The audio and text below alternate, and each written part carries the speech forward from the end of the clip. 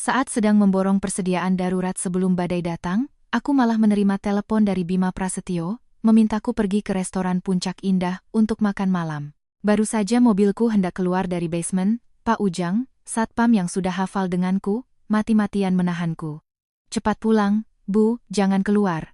Aku tertegun melihat pemandangan di luar jendela mobil. Tepat saat peringatan badai dinaikkan ke level merah, aku sedang berada di depan rak supermarket, berebut 2 karton air mineral terakhir. Ponselku berdering.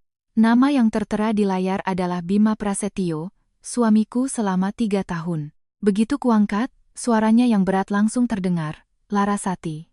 Dalam waktu setengah jam, sampai di restoran Puncak Indah. Dewi terjebak di sana, perutnya sakit. "Kamu jemput dia."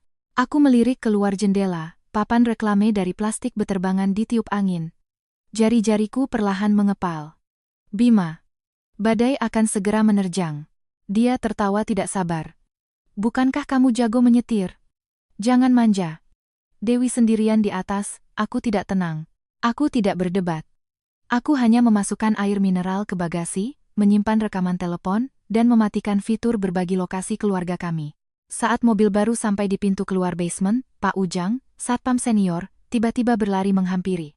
Kedua tangannya menempel kuat di jendela mobilku. "Ibu Larasati, cepat pulang. Jangan keluar." Aku menginjak rem. Air hujan menghantam kaca depan seperti kerikil. Detik berikutnya, aku melihat layar monitor besar di luar jendela. Di depan pintu restoran Puncak Indah, Bima memegang payung, melindungi Dewi Amelia masuk ke dalam sebuah SUV hitam.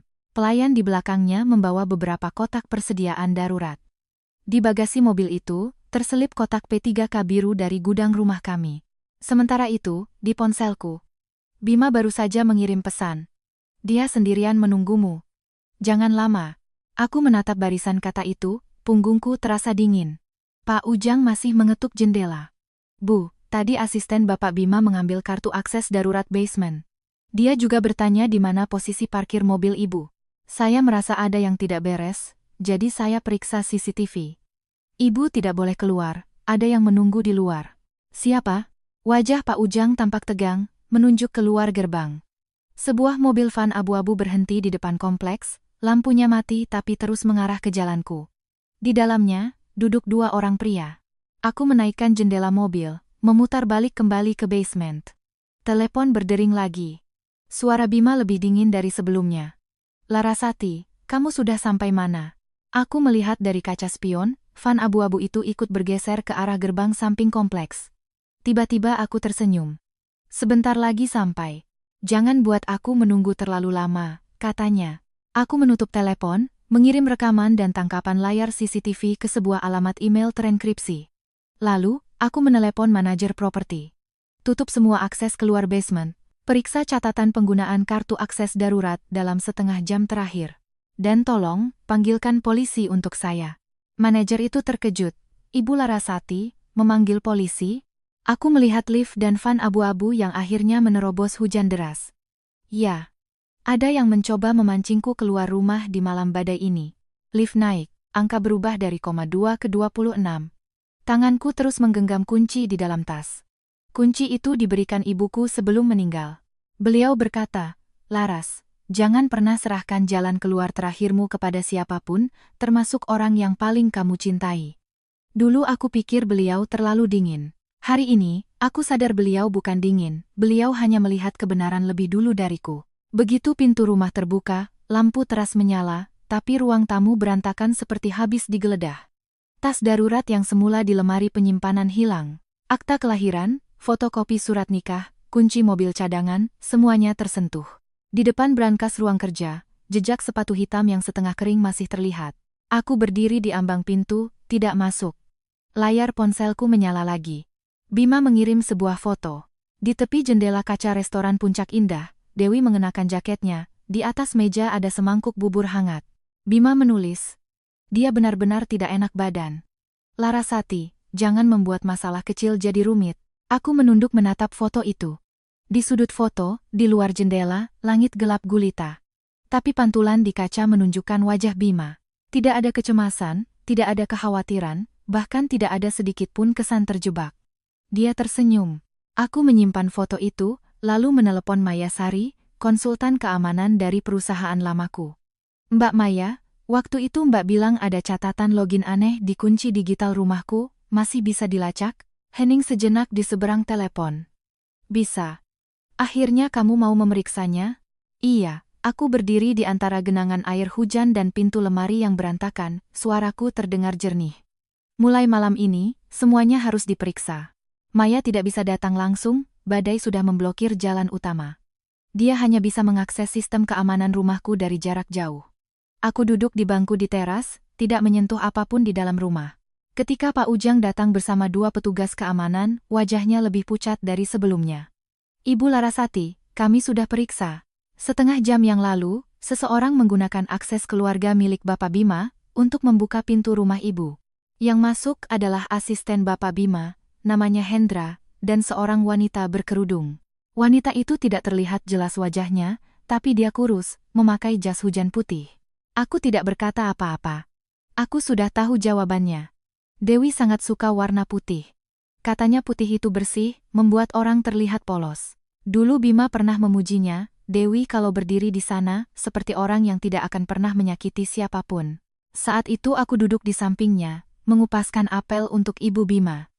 Ibu mertuaku tersenyum menyahut, wanita memang lebih baik sederhana saja. Tidak seperti sebagian orang, semuanya diperhitungkan.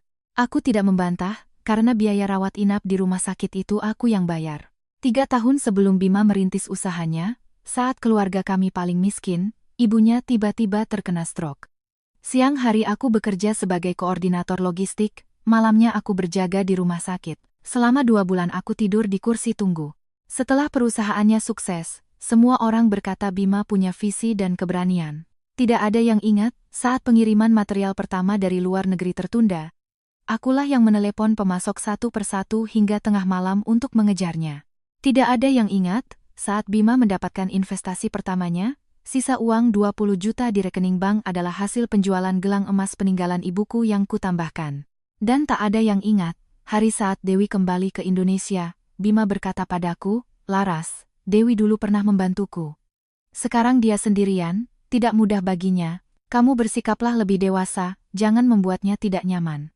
Sejak saat itu, kedewasaanku menjadi alasan bagi mereka untuk terus menuntut. Pak Ujang memotret jejak sepatu di depan pintu. Maya di telepon berkata, Laras, aku sudah dapat datanya. Kunci pintumu dalam 3 bulan terakhir ada 7 kali catatan pembukaan aneh. Semuanya terjadi setelah kamu berangkat kerja atau ke kantor. Otorisasi yang digunakan adalah izin sementara dari Bima. Aku mengangkat kepala menatap ruang tamu. Video lokal sudah dihapus, tapi cadangan di cloud masih ada. Seseorang masuk ke ruang kerjamu. Aku menarik napas perlahan. Bisa dipulihkan? Bisa, tapi butuh waktu. Ada satu hal lagi, kamu harus siap. Katakan. Sebelum malam ini, di mobilmu sudah dipasangi alat pelacak pihak ketiga. Artinya, begitu kamu keluar dengan mobil, pihak lain bisa tahu posisimu setiap saat. Cahaya lampu teras jatuh di punggung tanganku. Aku melihat ujung jariku. Sangat stabil. Tidak seperti seorang wanita yang baru saja menemukan suaminya mungkin akan mencelakainya. Manajer properti berdiri di samping, ragu-ragu. Aku bertanya, bagaimana dengan van abu-abu di depan kompleks? Sudah pergi. Pos Satpam berhasil memotret plat nomornya, tapi sepertinya palsu. Aku mengangguk. Amankan semua catatan, tunggu polisi datang. Manajer properti ragu. Ibu Larasati. Ini menyangkut Bapak Bima. Mungkin sebaiknya ibu bicara dulu dengannya? Aku menatapnya. Jika malam ini saya keluar, besok kalian akan bicara dengan siapa? Dia terdiam. Angin di luar semakin kencang. Ponselku tiba-tiba bergetar. Bukan dari Bima, tapi dari Dewi. Dia mengirim pesan suara. Aku membukanya. Mbak Laras. Bima sangat khawatir padaku. Jangan marah padanya, ya? Aku juga tidak ingin merepotkanmu. Tapi di restoran ini mati lampu, aku sedikit takut. Di latar belakang, tidak ada suara berisik mati lampu.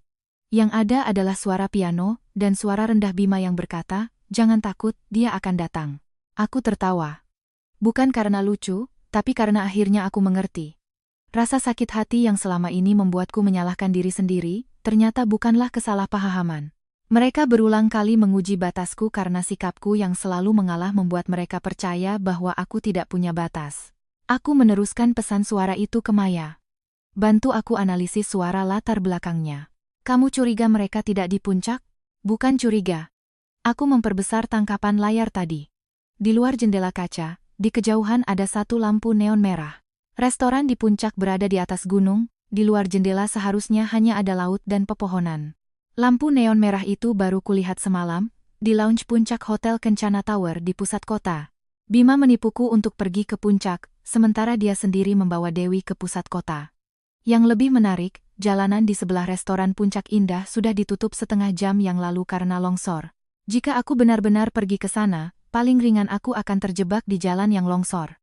Jika dipikir lebih buruk, van abu-abu itu akan menungguku di tengah jalan. 1, 2, 3, 4, 5. Saat polisi datang, aku menyerahkan semuanya secara berurutan. Rekaman, tangkapan layar, catatan kunci pintu, notifikasi pelacak mobil, rekaman CCTV van abu-abu. Polisi muda yang mendengarkan penjelasanku tampak serius. Ibu Larasati, kami akan memulai penyelidikan atas dugaan pelecehan, penguntitan ilegal, dan penyusupan. Tapi selama masa badai ini, banyak ruas jalan ditutup. Ibu sendiri jangan meninggalkan area aman. Aku mengangguk, saya akan bekerja sama. Setelah menandatangani laporan, aku masuk ke ruang kerja. Brankas itu tidak terbuka, karena Bima tidak mengandalkan kata sandi. Dia mengandalkan sebuah kunci tua peninggalan ibuku. Aku mengeluarkan map dokumen di dalamnya, menumpahkannya ke atas meja. Perjanjian pranikah, kontrak pinjaman awal perusahaan, bukti transfer biaya rumah sakit Ibu Bima, salinan kontrak pemasok pertama Prasetyo Tech, dan satu lagi. Surat gugatan cerai yang sudah kusiapkan 3 bulan lalu, tapi belum pernah kuserahkan. Saat itu Maya bertanya padaku, kamu yakin tidak mau menandatanganinya? Aku bilang, tunggu sebentar lagi. Aku selalu merasa pernikahan 3 tahun tidak seharusnya divonis mati begitu saja. Tapi malam ini, badai telah meniup habis sisa-sisa ilusi terakhirku. Telepon dari Bima berdering lagi. Aku menekan tombol rekam. Dia langsung bertanya, kamu lapor polisi? Aku tidak menyangkal. Bagaimana kamu tahu? Hening sejenak. Kemudian dia merendahkan suaranya, Larasati Putri, kamu sudah gila. Cuma masalah rumah tangga, kamu lapor polisi? Masalah rumah tangga. Aku hanya memintamu menjemput seseorang. Aku melihat surat gugatan cerai di atas meja, mengambil pulpen dan menandatangani namaku. Bima, besok setelah badai reda, kita bicara soal perceraian. Dia terdiam, lalu tertawa dingin. Kamu tidak bisa lepas dariku. Larasati, kita lihat saja nanti. Badai mengamuk sepanjang malam. Pukul 4 pagi, 3 pohon di luar kompleks tumbang. Kaca pecah berhamburan ditiup angin. Bima tidak pulang. Dia mengirimiku 7 pesan, dari perintah, menyalahkan, hingga berpura-pura lelah. Aku hanya khawatir pada Dewi. Kenapa kamu harus membesar-besarkan masalah? Polisi menanyaiku. Kamu tahu ini akan berdampak pada perusahaan? Laras, jangan keras kepala lagi. Tunggu badai reda, aku pulang kita bicara baik-baik. Pesan terakhir datang pukul 3.30 pagi. Tekanan darah ibuku naik. Apa kamu puas sekarang? Aku tidak menjawab. Aku meletakkan ponsel di atas meja, dan mulai merapikan barang-barang di rumah. Pakaian Bima satu persatu kumasukkan ke dalam kotak penyimpanan hitam. Jam tangannya, dasi, alat cukur, dokumen yang sering ia pakai, semuanya kufoto dan kucatat. Aku tidak membuangnya. Yang kuinginkan adalah pemisahan, bukan pelampiasan. Pukul 7 pagi, Maya mengirimkan batch pertama video yang berhasil dipulihkan. Dalam video itu, Hendra membuka pintu rumahku, Dewi mengikutinya di belakang. Perutnya tidak sakit, langkahnya ringan. Hal pertama yang dilakukannya saat masuk adalah menuju ruang penyimpanan. Hendra bertanya, Mbak Dewi, Pak Bima bilang hanya ambil tas darurat dan map biru itu. Dewi tersenyum. Bagaimana dia tahu Larasati tidak menyembunyikan yang lain? Dia memakai sarung tangan sekali pakai, menggeledah laci ruang kerjaku. Saat menemukan album foto lama ibuku, dia berhenti sejenak, lalu mengeluarkan ponsel dan memotretnya. Melihat itu, aku menekan jeda. Di album foto ibuku ada beberapa foto masa kuliahku di gudang pelabuhan. Saat itu aku mengikuti ibuku berbisnis logistik, kulitku sangat gelap, tanganku penuh kapalan. Bima tidak pernah suka aku membahas masa lalu itu. Dia bilang, sekarang di lingkungan kita tidak ada yang membicarakan hal-hal seperti itu. Kamu sekarang istri Bima Prasetyo, bukan kuli gudang. Tapi justru pengalaman itulah yang membuatku bisa menyelamatkan 3 jalur pasokan saat perusahaannya paling kritis. Aku melanjutkan video. Dewi akhirnya tidak berhasil membuka brankas, dia hanya mengambil kotak P3K dari lemari penyimpanan, dan sebuah map abu-abu. Map itu aku kenal. Isinya adalah kontrak perpanjangan pusat rehabilitasi untuk Ibu Bima. Aku tiba-tiba mengerti. Bima bukan hanya ingin aku menjemput Dewi. Dia juga ingin aku meninggalkan rumah agar mereka bisa mengambil barang-barang yang bisa mengendalikanku. Kontrak pusat rehabilitasi itu kutandatangani atas nama pribadiku. Selama 2 tahun terakhir, Ibu Bima tinggal di panti reda di tepi pantai, dengan biaya 86 juta per bulan, semuanya aku yang bayar. 67, Bima selalu berkata dia sibuk, arus kas perusahaan sedang ketat, memintaku menalangi dulu. Aku setuju bukan karena aku bodoh, tapi karena saat itu aku masih menganggap ibunya sebagai keluargaku. Sekarang, sepertinya di mata mereka, kontrak ini bukan bukti baktiku pada orang tua, melainkan kelemahanku yang mereka takuti akan kuhentikan pembayarannya kapan saja. Pukul 9 pagi, kekuatan badai sedikit melemah. Telepon dari ibu mertuaku masuk, kalimat pertamanya penuh isak tangis. Laras, bagaimana bisa kamu melaporkan Bima ke polisi? Dia kerja begitu sibuk. Tidak bisakah kamu sedikit pengertian? Aku menyalakan loudspeaker, meletakkan ponsel di atas meja. Bu, semalam dia menyuruhku pergi ke puncak saat peringatan badai merah. Itu kan karena Dewi tidak enak badan? Dewi tidak di puncak. Dia di Hotel Kencana Tower. Telepon di seberang sana terhenti. Tak lama kemudian, dia berkata lagi, itu juga karena dia takut. Kamu masih muda, jago menyetir, pergi sebentar apa salahnya? Aku melihat dahan pohon yang patah di luar jendela. Kalau aku celaka? Ibu mertuaku terdiam beberapa detik. Lalu dia berkata, jangan bicara yang tidak-tidak. Jadi perempuan jangan selalu berpikir yang buruk-buruk. Kalimat itu seperti pisau tumpul. Dulu di rumah sakit, aku membantunya membalikkan badan, menyeka tubuhnya, menyuapinya. Setelah sadar, dia memegang tanganku dan berkata, Laras, ibu sekarang hanya bisa mengandalkanmu. Sekarang dia bilang aku tidak boleh berpikir yang buruk-buruk. Karena saat hal buruk itu benar-benar menimpaku, dia tidak mau bertanggung jawab. Aku mengambil salinan kontrak panti rehabilitasi. Bu, mulai bulan depan, biaya panti reda tidak akan saya bayar lagi. Bima adalah putra ibu, biar dia yang urus. Apa katamu? Suaranya melengking. Larasati, kamu mengancam saya? Bukan mengancam, Bu. Memberitahu. Ibu masuk ke keluarga Prasetyo selama 3 tahun, makan dan tinggal di sini. Sekarang mau hitung-hitungan dengan kami? Aku membuka rincian rekening bank. Uang muka rumah ini, 60% saya yang bayar. Cicilannya sudah saya bayar 3 tahun. Pinjaman awal usaha Bima sebesar 2,7 miliar rupiah. Peminjamnya adalah saya. Biaya panti reda selama 2 tahun ini totalnya 2,064 miliar rupiah. Keluarga Prasetyo tidak pernah membiayai saya. Napas di seberang telepon menjadi tidak teratur. Aku melanjutkan, dulu tidak dihitung karena saya rela. Mulai sekarang, harus dihitung dengan jelas. Ibu mertuaku memakiku, tidak tahu diuntung. Lalu aku langsung menutup telepon. 10 menit kemudian, Bima menelepon. Suaranya menahan amarah. Kamu menghentikan biaya perawatan ibuku? Betul. Larasati. Kamu berani memakai kesehatan orang tua untuk menekanku? Semalam saat kamu menyuruhku menerobos badai untuk menjemput Dewi, kamu tidak merasa sedang mempertaruhkan nyawaku? Dia terdiam sejenak. Kamu harus bicara seperti ini? Bima, aku sudah menandatangani surat gugatan cerai. Setelah badai reda, aku akan mengirimkan dokumennya padamu. Dia tertawa dingin. Kamu pikir kamu bisa cerai begitu saja? Rumah, perusahaan, urusan ibuku, mana yang tidak mengikatmu? Kamu sekarang membuat keributan hanya karena ingin aku membujukmu. Aku bersandar di kursi, untuk pertama kalinya merasa kalimat ini begitu konyol.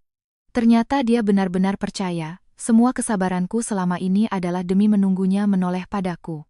Kamu tidak perlu membujukku, kataku. Siapkan saja dokumenmu. Dia menutup telepon. Sore harinya, manajer properti mengantarkan catatan kartu akses. Izin sementara yang digunakan Hendra diberikan langsung oleh Bima. Keterangan otorisasi hanya 4 kata, ambil kembali barang. Aku mencetak 4 kata itu, memasukkannya ke dalam map dokumen. Menjelang malam, pusat badai mendarat. Seluruh kota menjadi gelap. Aku berdiri di balkon, melihat ke arah puncak di kejauhan. Berita longsor muncul di televisi. Presenter berita berkata, tadi malam pukul 19.40, terjadi longsor di Jalan Raya Puncak Selatan, sebuah mobil bermarga W terperosok. 19.40. Tepat saat Bima memintaku untuk sampai di restoran Puncak Indah. Aku menjeda berita, mengambil tangkapan layar, dan menyimpannya. Bel pintu tiba-tiba berbunyi.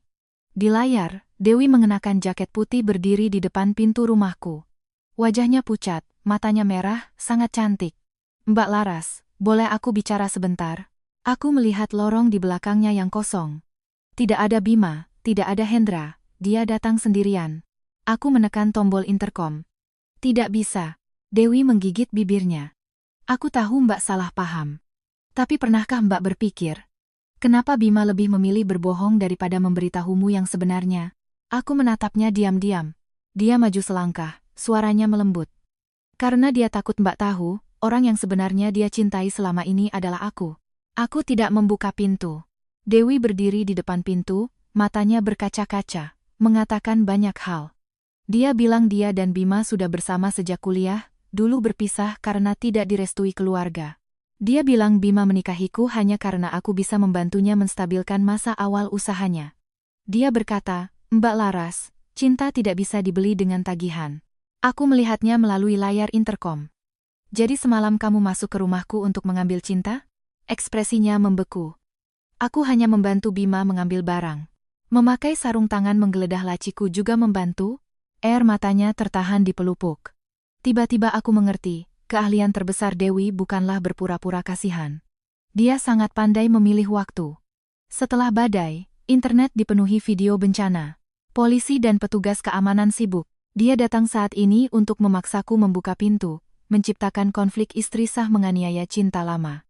Selama aku marah, selama aku berkata kasar, dia akan punya bahan untuk digunakan. Aku membuka rekaman video di ponsel, mengarahkannya ke layar interkom. Dewi, aku tidak akan membuka pintu. Kamu masuk ke rumahku tanpa izin, polisi sudah menangani kasusnya. Kamu sekarang pergi, masih ada waktu. Dia menatap kamera, kilatan benci melintas di matanya. Tapi detik berikutnya, dia tiba-tiba mengangkat tangan memegangi dadanya, tubuhnya bergoyang. Mbak Laras, aku benar-benar hanya ingin menjelaskan. Dia perlahan berjongkok. Lampu sensor gerak di lorong menyala lalu padam. Dia seperti sekuntum bunga putih yang basah kuyup oleh hujan, siap tumbang di depan pintuku. Kalau dulu, aku akan membuka pintu. Aku akan takut dia kenapa-kenapa. Aku akan takut Bima menyebutku tidak punya hati. Tapi sekarang, aku hanya menelepon pihak keamanan. Di lantai 26 ada yang tidak enak badan, tolong dibantu. Jangan biarkan dia masuk ke rumah saya. Pihak keamanan datang dengan cepat. Saat Dewi dibantu berdiri, dia masih menatap pintu. Dia berbisik melalui celah pintu, kamu tidak akan bisa menang, Mbak Laras. Bima tidak akan membiarkanmu menghancurkannya. Pintu lift tertutup. Aku berdiri di balik pintu, telapak tanganku tidak berkeringat sama sekali. Karena aku tahu, apa yang dikatakannya adalah kebenaran. Bima tidak akan membiarkanku pergi dengan mudah. Pukul 8 malam, dia mengirim sebuah email. Judulnya, Surat Peringatan Hukum Mengenai Harta Gonogini dan Laporan Palsu. Aku membukanya. Isinya ditulis dengan sangat rapi. Dikatakan bahwa aku selama masa badai mengalami ketidakstabilan emosi, membuat laporan palsu dengan niat jahat, yang merusak reputasi pribadi Bima Prasetyo dan citra komersial perusahaannya. Dia menuntutku dalam 24 jam untuk menarik kembali pernyataan terkait, menghapus semua video, rekaman, dan percakapan yang melibatkan Bima dan Dewi. Pada saat yang sama, dia mengusulkan agar harta bersama dihitung ulang. Akun investasi atas namaku setelah menikah, kenaikan nilai properti, semuanya harus dibagi sesuai hukum. Kalimat terakhir adalah yang paling menusuk. Jika Ibu Larasati terus menggunakan biaya perawatan Ibu Bima Prasetyo sebagai ancaman, pihak kami akan menempuh jalur hukum untuk menuntut atas perbuatan tidak menyenangkan dan kerugian moral. Aku tertawa. Inilah Bima yang sesungguhnya. Dia tidak akan meminta maaf lebih dulu. Dia akan menyodorkan pisau terlebih dahulu. Maya segera menelepon. Dia cepat sekali mencari firma hukum. Laras, kamu harus hati-hati. Dia mencoba membentuk citramu sebagai istri yang emosional, membuat laporan palsu, dan menelantarkan orang tua. Aku tahu, sekarang yang paling berbahaya bagimu bukanlah perceraian, tapi opini publik. Prasetyo Tech akan segera menandatangani kontrak dengan investor Ventura, dia tidak boleh punya berita negatif saat ini. Dia akan menyerang balik. Aku menatap layar komputer. Di halaman depan situs Prasetyo Tech tertulis slogan, menjaga setiap pasokan darurat dengan logistik cerdas. Aku menatap kalimat itu, tiba-tiba merasa ironis. Perusahaan Bima bergerak di bidang sistem logistik darurat bencana. Dia membangun usahanya dari situ, mendapatkan investasi karena tanggung jawab sosial. Semalam, saat badai, dia malah menjadikanku umpan, memindahkan persediaan darurat dari rumah kami. Mbak Maya, bantu aku periksa satu hal. Katakan, semalam mereka mengambil kotak P3K dari rumahku. Di dalamnya ada sebuah flash disk oranye. Itu bukan flash disk biasa. Itu adalah cadangan offline yang dulu kugunakan untuk uji tekanan sistem logistik. Isinya model gudang awal Prasetyo Tech dan catatan algoritma orisinal. Suara Maya menjadi berat. Kamu curiga mereka mau mengambil itu? Bukan curiga. Aku membuka laci ruang kerja. Ada satu bagian yang kosong. Flash disk itu tadinya kusembunyikan di lapisan dalam kotak P3K. Karena ibuku pernah bilang, jangan simpan barang paling penting di tempat yang paling mirip brankas. Bima tidak tahu. Dewi juga seharusnya tidak tahu. Kecuali seseorang telah melihat-lihat album fotoku, tahu kebiasaan kerjaku dulu. Maya bertanya pelan, salinannya cuma satu? Tidak, aku menatap hard disk lain di dalam brankas. Aku tidak pernah hanya menyimpan satu salinan. Malam itu aku tidak tidur. Aku menyusun semua dokumen yang berhubungan dengan Bima selama 3 tahun berdasarkan urutan waktu. Kontrak pinjaman, rincian bank, email dengan pemasok, proposal optimasi model yang kuberikan untuk perusahaannya, catatan akun yang kutinggalkan di sistem awal Prasetyo Tech. Masing-masing tidak fatal, tapi jika disatukan, akan membuktikan satu hal. Apa yang disebut Bima sebagai pengembangan mandiri sepenuhnya, setidaknya sepertiga logika dasarnya berasal dari proyek yang kuselesaikan secara mandiri sebelum menikah. Aku tidak pernah mempermasalahkannya. Karena saat itu dia memelukku dan berkata, Laras, nanti kalau perusahaan sudah stabil, aku akan memasukkan namamu kembali. Kemudian, perusahaan stabil. Namaku justru hilang dari semua dokumen. Keesokan paginya, badai baru saja reda, Bima kembali. Dia berdiri di luar pintu, basah kuyup, matanya lelah karena begadang. Aku melihatnya dari balik pintu. Kalimat pertamanya bukan penjelasan tentang semalam, melainkan, buka pintunya, kita bicara. Aku berkata, kamu bisa bicara dari luar. Wajahnya menegang. Larasati Putri, aku ini suamimu. Untuk sementara. Dia melihat kamera, menahan amarah. Semalam itu salah paham. Dewi memang awalnya ke puncak. Kemudian aku dapat telepon dari restoran bilang kondisi jalan tidak bagus, jadi aku pindahkan dia ke hotel di kota. Kamu tidak mengangkat teleponku, makanya aku suruh Hendra mengambil kotak darurat. Lalu van abu-abu itu? Matanya berubah. Van apa? Pelajak di mobilku. Aku tidak tahu. Otorisasi sementara dikunci pintu, keterangannya ambil kembali barang. Ambil apa? Dia akhirnya tidak sabar. Larasati. Bisakah kamu tidak seperti sedang menginterogasi? Semalam aku sibuk semalaman. Server perusahaan mati karena badai. Aku juga harus mengurus Dewi yang hipoglikemia. Kamu sama sekali tidak peduli, hanya fokus pada hal-hal sepele ini. Aku menatap wajahnya. Wajah yang kucintai bertahun-tahun. Tapi baru hari ini aku sadar, keahlian terbesarnya bukan berbohong, melainkan memutarbalikkan pertanyaanku menjadi kesalahanku. Bima. Surat gugatan cerai akan kukirimkan ke kantormu. Matanya menjadi dingin. Kamu benar-benar mau sejauh ini? Dia maju selangkah, suaranya rendah seperti ancaman. Jangan lupa, banyak proyek yang kamu pegang sekarang mencantumkan nama konsultan kerjasama dengan Prasetyo Tech. Kalau kamu merusak hubungan denganku, kredibilitasmu di industri ini juga akan hancur. Aku tersenyum. Terima kasih sudah mengingatkanku. Dia mengerutkan kening. Aku mengambil ponsel, di depan kamera, mengirim sebuah email ke alamat administrasi Prasetyo Tech. Judulnya, Pemberitahuan Pemutusan Hubungan Kerjasama Konsultan Non-Formal atas nama Larasati Putri dengan Prasetyo Tech. Lampirannya adalah pernyataan batas hak kekayaan intelektual yang sudah lama kusiapkan.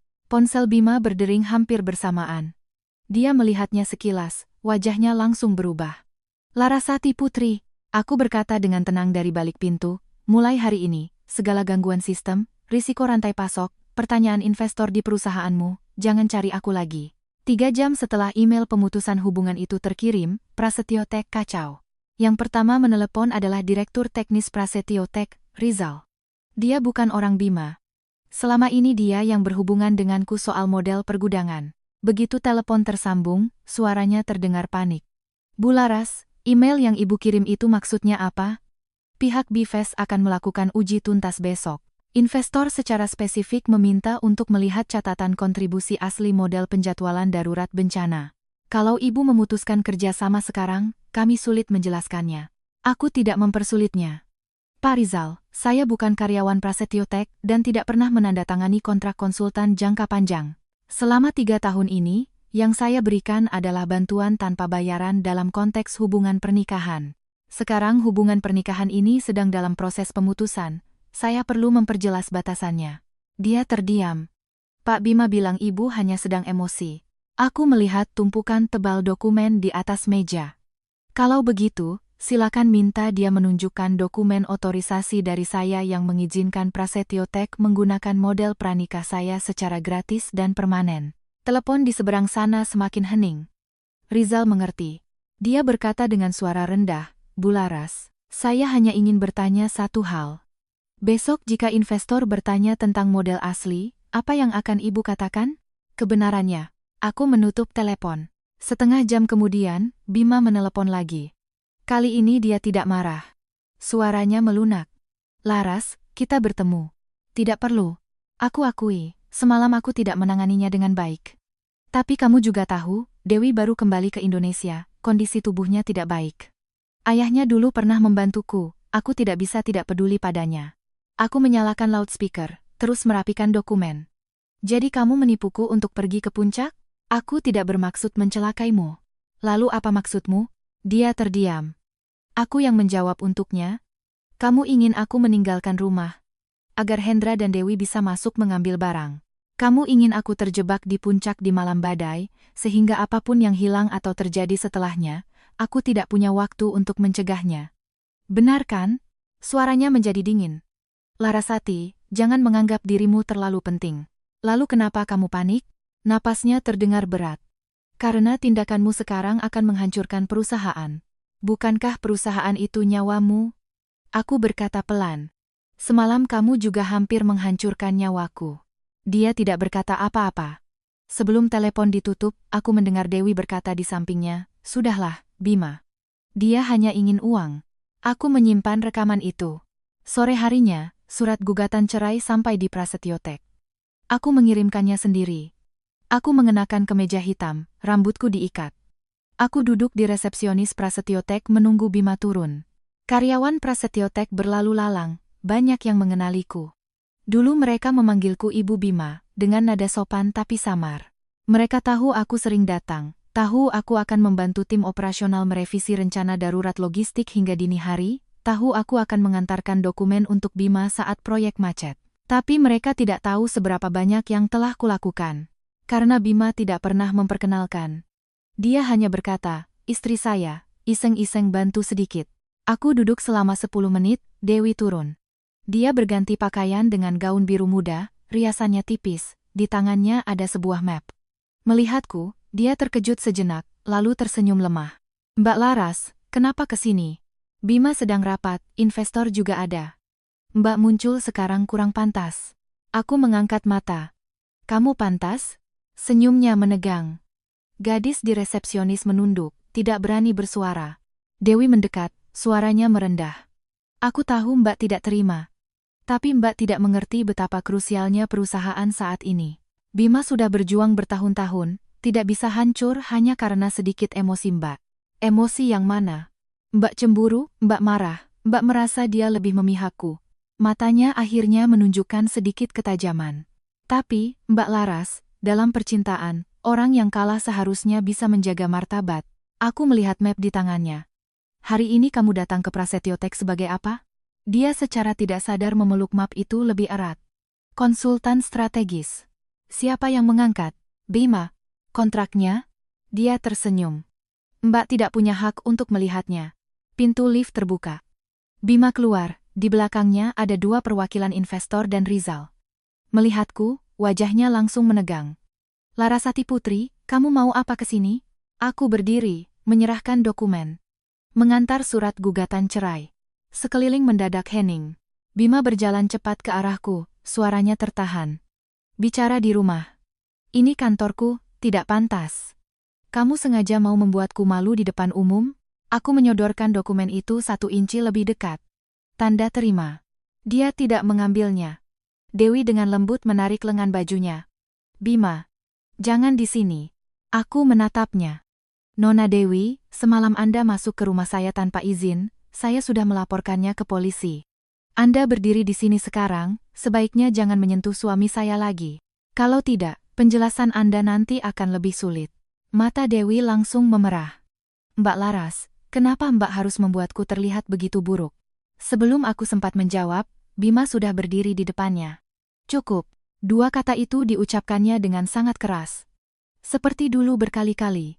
Selama Dewi matanya memerah, dia akan menyuruhku diam. Tapi kali ini, lobi resepsionis bukanlah ruang keluarga kami. Perwakilan investor ada di belakangnya, Rizal juga. Aku menatap Bima. Kamu yakin mau menyuruh istrimu diam di lobi perusahaan demi seseorang yang diduga melakukan penyusupan? Wajah Bima berubah. Perwakilan investor saling berpandangan. Aku menyerahkan tanda terima ke resepsionis. Tolong catat, Pak Bima menolak menerima surat gugatan cerai. Tidak apa-apa, yang berikutnya akan melalui jalur resmi. Aku berbalik untuk pergi. Baru sampai di pintu putar, Bima mengejarku. Dia mencengkeram pergelangan tanganku. Larasati, sebenarnya apa yang kamu mau? Aku menunduk melihat tangannya. Lepaskan. Dia tidak melepaskan. Uang? Status? Atau mau aku secara terbuka memutuskan hubungan dengan Dewi? Aku mengangkat mata menatapnya. Aku mau kamu tidak menyentuhku lagi. Dia tertegun. Detik berikutnya, Satpam gedung berjalan mendekat. Pak, mohon lepaskan tangannya. Bima seperti ditampar di depan umum. Dia perlahan melepaskan tanganku. Keluar dari gedung Prasetyo Tech, udara setelah hujan terasa sejuk. Tapi untuk pertama kalinya, aku merasa udara begitu segar. Serangan balik Bima datang lebih cepat dari yang kuduga. Malam itu juga, seorang blogger drama lokal mengunggah sebuah video. Judulnya, Istri Bos Startup, Hentikan Biaya Perawatan Ibu Mertua di Malam Badai. Hanya karena suami merawat teman masa kecil yang sakit. Video itu tidak menyebut namaku, tapi Prasetyo Tech, Malam Badai, teman masa kecil, biaya perawatan, setiap kata kunci menunjuk padaku. Komentar langsung meledak. Ada yang memakiku kejam, ada yang bilang pria merintis usaha tidak mudah, ada yang bilang istri sah paling takut pada cinta pertama makanya jadi gila. Bahkan ada yang mencari fotoku dan memakiku sebagai istri posesif yang haus kekuasaan. Selesai membaca, aku hanya merasa Bima benar-benar mengenalku. Dia tahu aku paling takut kehilangan muka, paling takut dibilang perhitungan, paling takut arwah ibuku melihat pernikahanku berantakan. Jadi dia menggunakan opini publik untuk memaksaku mundur. Pukul 1 pagi, ibu mertuaku juga mengunggah status. Dia memasang foto dirinya terbaring di ranjang panti rehabilitasi. Tulisannya, orang tua tidak minta kemewahan, hanya minta anak-anaknya akur. Tapi ada orang yang sudah 3 tahun masuk ke rumah, hatinya tetap bukan bagian dari keluarga. Di bawahnya, kerabat berkomentar menghibur. Tante Bima langsung menulis, sudah dari dulu kelihatan dia bukan orang baik. Bima saja yang terlalu baik hati, jadi dimanfaatkan. Aku tidak langsung merespons. Aku menyimpan semua tangkapan layar itu satu persatu. Maya mengirimiku pesan. Laras, mau keluarkan bukti sekarang? Aku menjawab, tunggu sebentar lagi. Dia bertanya. Tunggu apa? Aku menatap kurva opini publik di komputer. Tunggu sampai mereka selesai bicara. Keesokan paginya, Prasetyo Tech merilis pernyataan resmi. Kata-katanya sangat terkendali. Dikatakan bahwa urusan pribadi CEO mereka terganggu oleh informasi yang tidak benar, perusahaan menghormati keluarga, dan juga peduli pada keselamatan karyawan dan mitra, berharap publik tidak terpengaruh oleh pernyataan sepihak. Kalimat terakhir adalah intinya. Semua teknologi inti Prasetyo Tech adalah hasil pengembangan mandiri oleh tim perusahaan, tidak ada sengketa kepemilikan eksternal apapun. Aku menatap kalimat itu selama 10 detik. Akhirnya, aku bergerak. Aku tidak menulis panjang lebar. Aku hanya mengunggah 3 gambar. Gambar pertama adalah tangkapan layar waktu peringatan Badai Merah, beserta riwayat percakapan Bima yang memintaku ke restoran Puncak Indah. Gambar kedua adalah tangkapan layar CCTV, saat Dewi dan Hendra masuk ke rumahku. Gambar ketiga adalah tangkapan layar email model dasar sistem awal Prasetyo Tech. Pengirimnya aku, waktunya setahun sebelum Prasetyo Tech berdiri. Keterangannya hanya satu kalimat. Saya menerima perceraian, juga menerima penyelidikan. Mohon Pak Bima Prasetyo sekalian menjelaskan, mengapa di malam badai Anda menipu saya untuk keluar rumah? 10 menit kemudian, ponselku berdering seperti orang gila. Media, teman, rekan kerja, kerabat Bima, semuanya menyerbu. Aku tidak mengangkat satu pun. Aku menyerahkan ponselku pada Maya untuk diatur pemblokiran kata kunci dari jarak jauh, lalu aku mandi. Saat keluar, Bima sudah menelepon 26 kali. Panggilan ke-27 berdering, aku mengangkatnya. Suaranya rendah dan serak. Hapus postingan itu. Kenapa? Kamu tahu apa artinya ini bagi perusahaan? Tahu kalau investor menunda uji tuntasnya? Aku mengeringkan rambut sambil duduk di tepi jendela. Selamat, akhirnya kamu mulai menanggung konsekuensinya. Dia menggeram. Larasati Putri, aku tidak bermaksud mencelakaimu. Jalan itu longsor karena kecelakaan, siapa yang bisa tahu sebelumnya? BMKG sudah mengeluarkan peringatan bencana geologi untuk Jalan Raya Puncak Selatan 2 jam sebelumnya. Perusahaanmu bergerak di bidang sistem darurat bencana, kamu tidak akan tahu? Dia terdiam. Aku melanjutkan. Kamu tidak tahu, tidak apa-apa. Polisi akan memeriksa riwayat ponselmu. Suaranya tiba-tiba melunak. Laras, jangan sampai sejauh ini. Kamu hapus postingannya, aku bisa menyetujui perceraian. Rumah juga bisa untukmu. Aku tertawa. Bima, kamu masih berpikir rumah ini adalah hadiah darimu? Napasnya tertahan. Lalu apa maumu? Kembalikan flash disk yang diambil Dewi. Berikan catatan perintahmu pada Hendra. Jelaskan secara terbuka masalah kepemilikan model yang digunakan Prasetyo Tech. Dia langsung berubah sikap. Tidak mungkin. Kalau begitu, tidak ada yang perlu dibicarakan. Aku hendak menutup telepon. Tiba-tiba dia berkata, jangan lupa, proyek lama ibumu di pelabuhan juga punya catatan abu-abu. Kalau kamu benar-benar mau mengusut tuntas, aku tidak jamin tidak ada yang akan mengungkit masalah itu. Tanganku berhenti. Ibuku sebelum meninggal pernah terlibat dalam sengketa gudang pelabuhan. Itu bukan salahnya, tapi karena perusahaan mitranya bangkrut dan datanya berantakan, ada yang selalu ingin melimpahkan tanggung jawab padanya. Bima tahu masalah ini. Karena aku pernah mempercayainya. Aku pernah menunjukkan luka lama yang paling kutakuti disalahpahami. Sekarang, dia menggunakannya untuk mengancamku. Bima, suaraku sangat pelan, akhirnya kamu bicara jujur. Dia di seberang sana juga sadar salah bicara. Laras, bukan itu maksudku. Sudah kurekam. Aku menutup telepon. Tapi kali ini, serangan baliknya benar-benar mengenaku. Sore harinya, sebuah postingan anonim muncul. Postingan itu mengatakan bahwa ibuku dulu diduga secara ilegal memindahkan data gudang darurat pelabuhan, menyebabkan mitra kerjanya bangkrut. Postingan itu juga menyiratkan bahwa model yang kubuat adalah warisan dari sesuatu yang tidak bersih. Nama ibuku disebut-sebut. Aku menatap layar, perutku mual. Maya menelepon, nadanya terdengar sangat panik. Mereka menyerang ibumu. Laras, ini tidak bisa ditunggu. Aku memejamkan mata. Awan di luar jendela sangat tebal. Setelah badai, kota seperti dikuliti. Semua lumpur di bawahnya muncul ke permukaan. Aku berkata, Mbak Maya, bantu aku hubungi penanggung jawab lama proyek pelabuhan itu. Bukankah kamu tidak pernah mau menyentuh masalah ini? Dulu tidak mau karena aku takut. Sekarang mereka menyeret ibuku, aku tidak bisa hanya bercerai. Aku membuka kotak kunci lama peninggalan ibuku. Di dalamnya, selain kunci brankas, ada sebuah kartu akses gudang yang sudah menguning.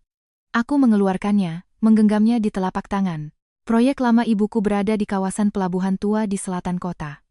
Badai baru saja berlalu, jalanan masih tergenang air. Aku mengenakan sepatu bot hujan bersama asisten yang dikirim Maya, Adi, pergi ke sana. Sepanjang jalan, Adi beberapa kali melihatku. Mbak Laras, sebaiknya kita tunggu hasil dari kepolisian saja. Tempat ini tidak aman. Aku melihat deretan gudang seng berkarat di luar jendela. Tidak bisa menunggu. Aku sudah menunggu terlalu lama. Menunggu Bima memasukkan namaku kembali ke sistem, menunggunya membelaku di depan Dewi, menunggu ibu mertuaku mengakui aku bukan orang luar. Sampai akhirnya, mereka mengira penantianku adalah kelemahan. Pos Satpam di gerbang kawasan pelabuhan kosong. Kartu akses itu ternyata masih bisa membuka sebuah gerbang samping tua. Suara bip itu seperti datang dari masa lalu. Ibuku, Kirana Sari, pernah menjadi kepala deltu, gudang termuda di kawasan pelabuhan. Ini dada cantik, tidak lembut, bicaranya juga tidak menyenangkan. Tapi beliau bisa mengatur belasan truk bantuan darurat masuk ke pelabuhan dengan akurat saat hujan deras. Beliau bisa menopang seluruh jalur pasokan dengan catatan manual saat sistem mati. Dulu aku tidak mengerti. Aku hanya merasa beliau terlalu sibuk, terlalu keras, terlalu tidak bisa mencintai. Baru setelah beliau pergi, perlahan aku menjadi seperti dirinya. Kantor tua itu ada di lantai 2. Kuncinya sudah sangat berkarat. Adi butuh waktu lama untuk membukanya. Di dalam, debu bertebaran. Di sudut ruangan, tumpukan beberapa kotak arsip tua, segelnya sudah menguning. Aku berjongkok, membuka kotak satu persatu. Pukul 3 sore, aku menemukan sebuah buku catatan bersampul kulit hitam. Di sampulnya, tulisan tangan ibuku, catatan anomali sistem gudang darurat pelabuhan Sunda Kelapa. Membuka halaman pertama, napasku tertahan. Di atasnya tercatat bukan pelanggaran ibuku, melainkan ada seseorang yang sebelum musim badai secara pribadi memindahkan slot gudang darurat, memberikan posisi untuk bantuan bencana kepada barang komersial dengan keuntungan tinggi. Setelah ibuku menemukannya, beliau melapor 3 kali berturut-turut. Setelah laporan ketiga, beliau dinonaktifkan dari jabatannya dan diselidiki. Dan orang yang memimpin penyelidikan itu bermarga Wijoyo. Susilo Wijoyo. Ayah Dewi. Aku menatap 3 kata itu, hatiku terasa dingin. Ternyata hubungan Dewi dan Bima bukan hanya cinta lama. Ayahnya dulu menekan laporan ibuku, kemudian membantu Bima saat merintis usahanya. Ada utang lama di antara mereka. Aku terus membalik halaman. Di akhir buku catatan, terselip sebuah foto. Di foto itu, Susilo Wijoyo yang masih muda berdiri di depan pintu gudang. Di sampingnya, ada seorang pria berusia 20-an. Awalnya aku tidak mengenalinya, sampai Adi memperbesar foto itu. Mbak Laras, orang ini. Bukankah mirip ayah Pak Bima? Dadaku sesak. Ayah Bima. Bambang Prasetyo. Dulu bekerja di bidang logistik pelabuhan. Kemudian meninggal karena kecelakaan. Bima jarang membicarakannya. Dia bilang ayahnya meninggal karena kelelahan, jadi dia harus membangun keluarga Prasetyo menjadi besar. Tapi di balik foto itu, ibuku menulis sebaris kalimat. Bambang Prasetyo merobek segel gudang C7. Susilo Wijoyo menandatangani izin. Jari-jariku perlahan mengepal. Inilah yang mereka takuti. Bukan ibuku yang punya noda, tapi generasi ayah mereka pernah mencari keuntungan di atas penderitaan korban bencana. Dan perusahaan Bima hari ini justru menjual cerita tentang logistik darurat bencana untuk mencari dana. Betapa ironisnya. Adi berbisik, Mbak, ini sangat krusial. Aku memotret buku catatan itu sebagai cadangan, lalu memasukkannya ke dalam kantong kedap air. Saat hendak pergi, tiba-tiba terdengar suara pintu besi di bawah didorong terbuka. Wajah Adi berubah. Ada yang masuk. Kami mematikan senter. Dari arah tangga, terdengar suara pria berbicara. Kata Hendra barangnya, mungkin masih di sini. Kalau ketemu, langsung ambil. Apa perempuan itu akan datang? Kalau dia datang lebih bagus. Gudang tua. Setelah badai ada kebocoran listrik, terjadi kecelakaan juga wajar. Telapak tanganku langsung terasa dingin. Bukan karena takut, tapi karena marah. Hendra, asisten Bima. Mereka lebih terburu-buru dari yang kuduga. Adi bertanya dengan bahasa isyarat, bagaimana? Aku menunjuk keluar jendela. Di sisi lantai 2 ada tangga darurat tua. Kami memeluk map arsip, mundur dari pintu samping ke tangga darurat. Tangga besi setelah hujan sangat licin. Baru saja aku menginjaknya, orang di bawah sudah menyadari. Di sana, seseorang berlari mendekat. Adi turun lebih dulu, mengulurkan tangan untuk menampungku. Aku memasukkan buku catatan ke dalam bajuku, saat melangkah turun, kakiku terpeleset. Lututku menghantam tangga besi dengan keras, sakitnya membuat mataku berkunang-kunang. Langkah kaki di bawah semakin dekat. Tepat pada saat itu, di luar kawasan pelabuhan terdengar sirene polisi. 2 orang polisi dan petugas keamanan kompleks masuk. Orang-orang itu berbalik lari, tapi terjebak di pintu gerbang. Belakangan aku baru tahu, Pak Ujang yang melapor polisi. Saat aku meninggalkan kompleks, dia melihat mobil asing mengikutiku, dia merasa curiga dan melapor. Aku duduk di belakang mobil ambulans, lututku dibalut perban. Pak Ujang berdiri di tengah hujan, sedikit canggung. Ibu Larasati, saya hanya merasa mobil itu familiar, takut ibu kenapa-kenapa. Aku menatap seragamnya yang basah kuyup, tiba-tiba hidungku terasa perih. Selama 3 tahun, aku menganggap keluarga sebagai keluarga, mereka menganggapku sebagai alat. Tapi yang benar-benar menolongku justru seorang satpam yang setiap hari hanya mengangguk menyapaku di basement. Terima kasih. Pak Ujang melambaikan tangan. Sudah seharusnya, Bu.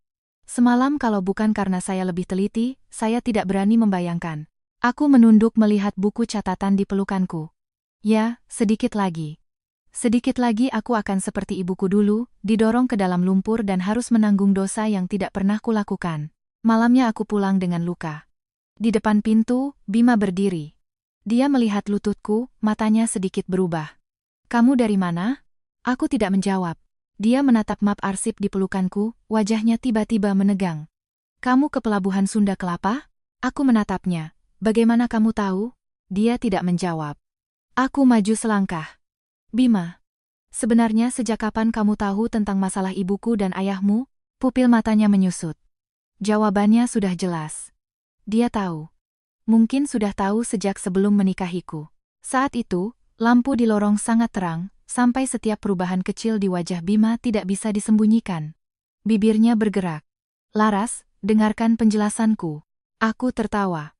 Dulu aku paling ingin mendengar kalimat ini. Sekarang mendengarnya, hanya terasa terlambat. Menjelaskan apa? Menjelaskan ayahmu dulu merobek segel slot darurat? Atau menjelaskan kamu tahu, ibuku difitnah tapi tetap menikahiku dan mengambil model yang ditinggalkannya? Wajah Bima pucat pasi. Masalahnya tidak seperti yang kamu pikirkan. Lalu seperti apa? Dia maju selangkah. Ayahku sudah meninggal. Kamu sekarang mengungkit masalah lama, selain menghancurkan keluarga Prasetyo, apa yang kamu dapatkan? Aku menatapnya. Kebenaran. Dia tiba-tiba menjadi jengkel, menarik kerah bajunya. Kebenaran kadang tidak sepenting itu. Yang penting adalah bagaimana orang yang hidup menjalaninya. Kalimat itu seperti tamparan keras. Ternyata di matanya, nama baik ibuku tidak penting, keselamatanku tidak penting. Selama keluarga Prasetyo bisa terus hidup, semuanya bisa ditutupi. Aku mengeluarkan ponsel, menelepon kontak polisi. Pak, Bima Prasetyo ada di depan pintu rumah saya. Dia menunjukkan pengetahuan yang jelas tentang catatan terkait kasus lama di Pelabuhan Sunda Kelapa. Saya sekarang menyinkronkan rekaman suara di tempat kejadian kepada Anda. Bima menoleh tajam. Larasati Putri, kamu merekam? Sejak pertama kali kamu mengancamku dengan kasus lama ibuku, semua percakapan kita kurekam. Ekspresinya akhirnya retak. Dia merendahkan suaranya, kamu harus memaksaku sampai mati? Bukan aku yang memaksa. Kamu yang selama ini berdiri di atas nyawa orang lain. Pintu lift terbuka. 2 orang polisi keluar. Saat Bima diminta ikut untuk memberikan keterangan, dia menoleh menatapku. Tatapan matanya untuk pertama kalinya tidak lagi penuh kepastian, hanya ada kepanikan. Tapi ini belum berakhir.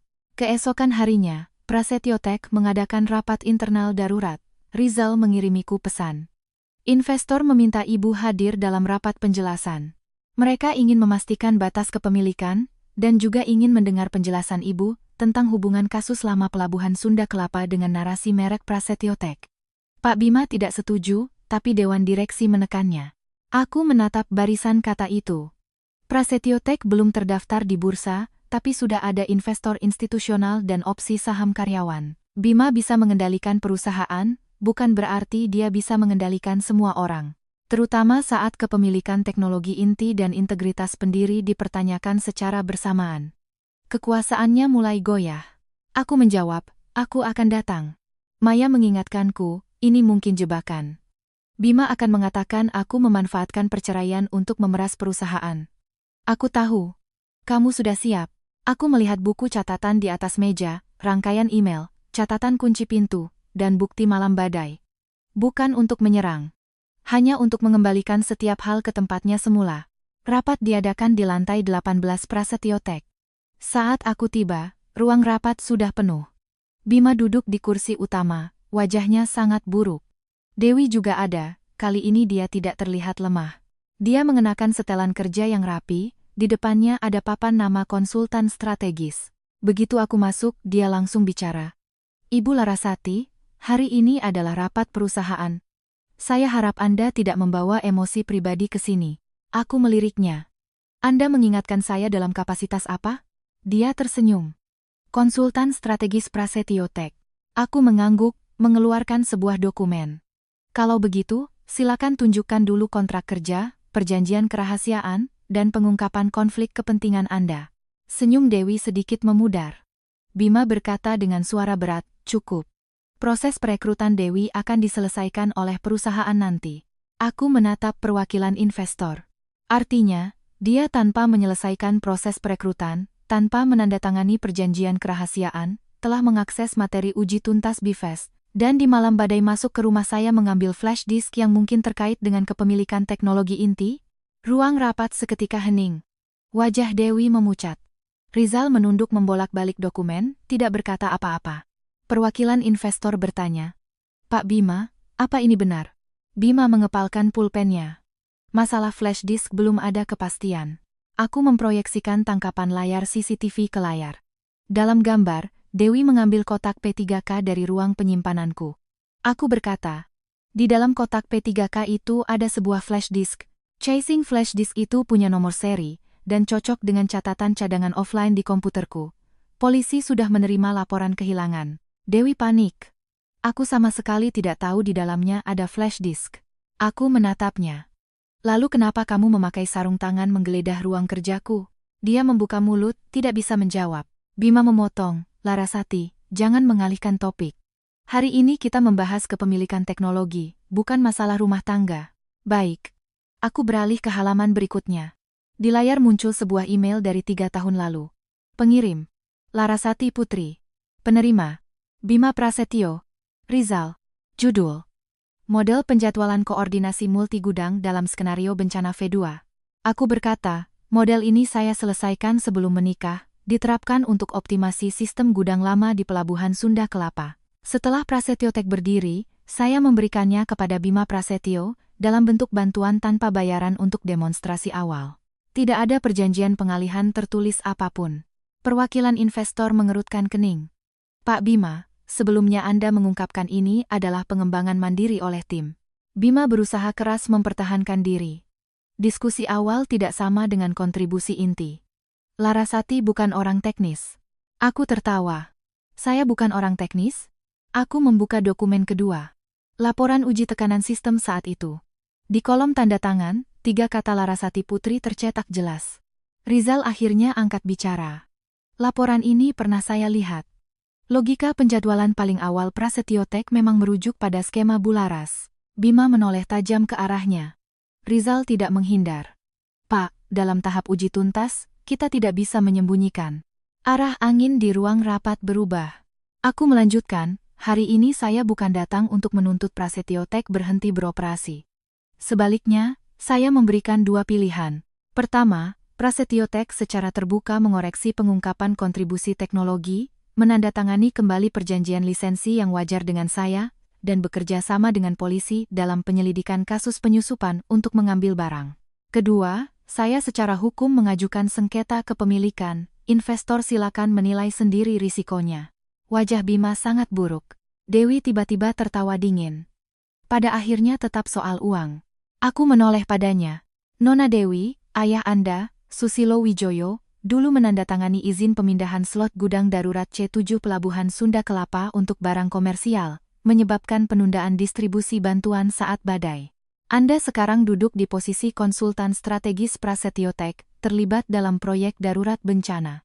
Menurut Anda, apakah investor akan peduli dengan konflik kepentingan Anda?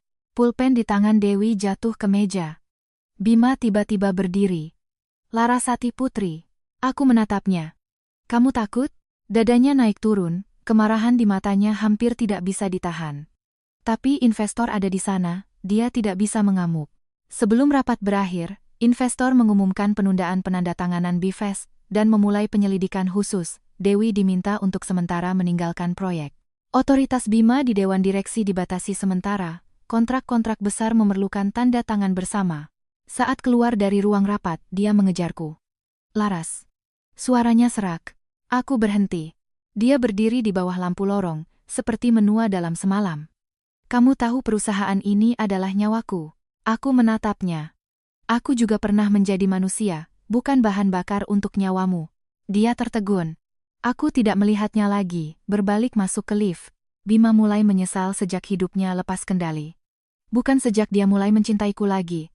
Aku sangat jelas tentang itu. Dia pertama kali menyadari tidak ada yang menyiapkan makanan untuknya di rumah, lalu menyadari semua tagihan rumah tangga sudah kembali ke rekeningnya. Siang hari, panti rehabilitasi mengirim pengingat pembayaran. Dia meneleponku, aku tidak mengangkat. Dia terpaksa menghubungi panti itu sendiri, baru tahu selama 2 tahun terakhir semua perawatan khusus, jadwal tambahan, pemantauan obat, semuanya aku yang atur dengan dokter. Kepala perawat memberitahunya, Pak Bima, catatan penyesuaian obat ibu Anda selalu kami kirimkan ke Ibu Larasati. Dari pihak Bapak tidak pernah ada tanggapan. Dia terdiam lama di telepon. Ini bukan cinta. Ini adalah pertama kalinya dia melihat kekosongan yang kutinggalkan. 3 hari kemudian, ibu mertuaku dipindahkan kembali ke ruang perawatan biasa. Dia meneleponku belasan kali. Aku hanya membalas satu pesan singkat. Silakan hubungi putra Anda. Dia memakiku tidak punya perasaan. Aku tidak menjelaskan. Orang hanya akan menghargai hubungan yang telah mereka korbankan. Dulu aku menanggung terlalu banyak beban untuk Bima, sehingga menjadikannya orang yang selalu merasa orang lain harus mengisi kekosongannya. Sementara itu, Dewi tidak tinggal diam. Dia mengunggah sebuah tulisan panjang di internet. Mengatakan ayahnya sudah meninggal, orang mati tidak bisa membela diri. Mengatakan aku demi perceraian dan pembagian harta menyeret orang yang tidak bersalah. Mengatakan Bima hanya karena rasa nostalgia merawatnya, tapi diputarbalikkan olehku menjadi perselingkuhan. Fotonya adalah foto lama, ayahnya, Susilo Wijoyo, menggendongnya saat kecil, tersenyum hangat. Kolom komentar mulai bersimpati padanya. Masalah generasi sebelumnya kenapa menyalahkan anaknya? Istri sahnya terlalu kejam ya, bahkan orang mati pun tidak dilepaskan. Larasati Putri ini kelihatannya wanita karir yang agresif. Selesai membaca, aku hanya merasa Dewi sangat pintar. Dia mengalihkan masalah dari apakah dia terlibat dalam pengambilan barang menjadi apakah aku melampiaskan kemarahan pada anak yang tidak bersalah. Taktik ini berhasil. Malam itu juga, aku menerima pemberitahuan penundaan dari perusahaan mitra. Proyek optimasi gudang darurat kota yang kukerjakan secara mandiri ditunda sementara oleh klien, dengan alasan mempertimbangkan pengaruh opini publik. Inilah harganya. Aku tidak tak terkalahkan. Aku menyerang Bima, juga akan terciprat lumpurnya. Aku duduk di kantor, menatap email penundaan itu, terdiam cukup lama. Maya bertanya, menyesal? Aku menggeleng. Hanya sedikit lelah. Mau posting catatan dari pelabuhan Sunda Kelapa? Sekarang, posting hanya akan dibilang palsu. Lalu bagaimana? Aku melihat keluar jendela. Cari orang yang masih hidup dari masa itu. Kasus lama pelabuhan Sunda Kelapa sudah berlalu belasan tahun. Banyak orang sudah pensiun, pindah. Kami mencari selama 2 hari, akhirnya menemukan satu nama, Santoso. Dulu dia penjaga malam gudang C7. Sekarang dia membuka toko kelontong kecil di pinggir kota. Saat aku menemuinya, dia sedang memperbaiki pintu rolling door. Mendengar nama ibuku, kunci pas di tangannya langsung jatuh. Kamu, Putri Bu Kirana. Aku mengangguk. Mata lelaki tua itu langsung memerah. Ibumu orang baik. Hanya dengan satu kalimat itu, aku hampir tidak bisa menahan tangis. Aku menunjukkan buku catatan itu padanya. Jari Santoso gemetar. Saat membalik ke halaman tanda tangan itu, suaranya tercekat. Benar. Ini dia. Malam itu peringatan badai sudah keluar. Gudang C7 seharusnya untuk bantuan bencana. Bambang Prasetyo datang membawa orang, bilang sudah ada izin dari atas, mau memasukkan barang elektronik dulu. Ibumu tidak setuju, berdebat sengit dengan mereka. Lalu Susilo Wijoyo datang. Dia pengawas proyek. Dia bilang prosedurnya lengkap, menyuruh kami mengizinkan masuk. Ibumu memotretnya. Bahkan mencatat plat nomor mobilnya. Keesokan harinya, dia dinonaktifkan. Aku bertanya, kenapa bapak dulu tidak bersaksi? Santoso menunduk. Anakku waktu itu baru masuk kuliah. Ada yang menemuiku, bilang kalau aku berani bicara, ijazah anakku akan bermasalah. Aku tidak berdaya, aku takut. Dia menutupi wajahnya. Selama ini aku berutang maaf padanya. Aku tidak menyalahkannya. Beberapa kebungkaman memang bukan tanpa dosa, tapi ketakutan juga nyata. Aku mengeluarkan ponsel. Pak Santoso, apa Bapak bersedia bersaksi sekarang? Bukan untuk saya, tapi untuk ibu saya. Dia terdiam lama. Sinar matahari di luar toko menyinari rambutnya yang sudah memutih. Akhirnya, dia mengangkat kepala. Bersedia. Kesaksian Santoso adalah batu pertama yang benar-benar bisa mengungkit kasus lama itu. Dia tidak hanya menyimpan jadwal kerja kertas dari masa itu, tapi juga menyimpan sebuah kartu memori ponsel lama. Di dalamnya ada sebuah video buram. Dalam video itu, angin dan hujan sangat kencang. Ibuku berdiri di depan pintu gudang, menghalangi sebuah truk. Suaranya tertutup oleh suara hujan, tapi masih terdengar satu kalimat, "Ini slot darurat, bukan tempat kalian cari untung." Gambar bergoyang. Wajah samping Bambang Prasetyo terlihat sekilas. Susilo Wijoyo berdiri di samping, tidak mencegah. Video ini tidak jelas, tapi cukup untuk membuat buku catatan itu tidak lagi berdiri sendiri. Aku menyerahkan bukti itu ke polisi dan tim investigasi khusus. Malam itu juga, Bima datang ke kantor sementara yang kusewa. Dia tidak menerobos masuk, hanya berdiri di depan pintu, membawa sebuah termos. "Laras, ibu hari ini bertanya kapan kamu pulang." Aku melihatnya, merasa konyol. Bukankah dia memakiku tidak punya perasaan? Matanya tampak lelah. Itu karena emosi, Bima. Setiap emosi di keluargamu harus orang lain yang menanggungnya? Jemarinya menegang. "Aku tahu kamu sakit hati." Kalimat ini keluar dari mulutnya. Aku tidak merasakan apa-apa. Karena sudah terlalu terlambat dan terlalu dangkal. Dia berkata, "Flash disk itu, aku akan suruh Hendra mencarinya." Bukan mencari, tapi mengembalikan. Kalau Dewi benar-benar mengambilnya, aku akan menuntut. Sampai sekarang kamu masih bilang kalau? Dia memejamkan mata. "Laras, jangan usut ayahku lagi." Aku mengangkat kepala. Matanya menunjukkan penderitaan, juga ketakutan. Ayahku sudah meninggal bertahun-tahun. Aku selalu mengira dia meninggal karena kelelahan. Kalau kamu mengungkit semua itu, keluarga Prasetyo akan benar-benar hancur. Lalu ibuku? Dia tertegun. Dia difitnah belasan tahun. Dia meninggal sambil masih merapikan berkas-berkas itu. Saat kamu memintaku untuk tidak mengusut ayahmu, pernahkah kamu memikirkan ibuku? Suara Bima merendah. Aku tidak tahu dia begitu menderita. Kamu tahu, aku menatapnya. Kamu hanya tidak mau tahu? Dia seperti tertusuk, wajahnya pucat pasi. Sebelum pergi, dia meletakkan termos di atas meja. "Dulu lambungmu tidak baik. Minumlah sup ini." Aku tidak menyentuhnya. Setelah dia pergi, aku menyerahkan termos itu pada Adi untuk dikembalikan ke resepsionis Prasetyotek. Adi tertegun. "Mbak, tidak diminum seteguk pun?" Aku menggeleng. Sup yang datang terlambat, diminum pun tidak akan menghangatkan. Titik balik sebenarnya datang dari Hendra. Dia menghubungiku pada hari keempat penyelidikan internal Prasetyotek. Tempat pertemuannya bukan di kafe atau kantor, melainkan di depan kantor polisi. Dia mengenakan masker, matanya sembab. Kalimat pertamanya adalah, "Ibu Larasati, saya tidak mau menanggung kesalahan mereka." Aku tidak terburu-buru bicara. Hendra sudah mengikuti Bima selama 5 tahun. Dia tahu banyak, juga melakukan banyak hal. Orang seperti ini tiba-tiba berbalik arah, bukan karena hati nurani, pasti karena kepentingannya terganggu. Benar saja, dia segera berkata, "Pak Bima menyuruh saya mengaku bahwa saya pergi ke rumah ibu di malam badai itu atas inisiatif pribadi.